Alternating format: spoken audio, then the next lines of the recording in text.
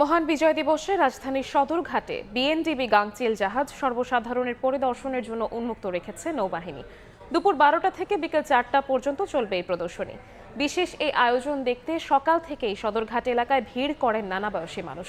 ঘুরে দেখছেন জাহাজের বিভিন্ন অংশ। এ সময় নৌবাহিনীর কার্যক্রম, আধুনিক সরঞ্জাম, নিরাপত্তা ব্যবস্থা সম্পর্কে ধারণা লাভ করেন দর্শনার্থীরা।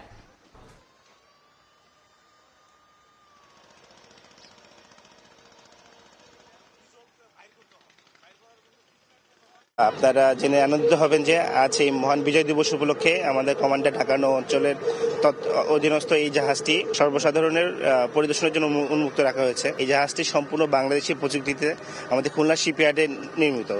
এই বছরের গত 25 জুলাই আমাদের জাহাজটি মাননীয় নৌবাহিনী প্রধান কর্তৃক কমিশন প্রাপ্ত হয়েছে।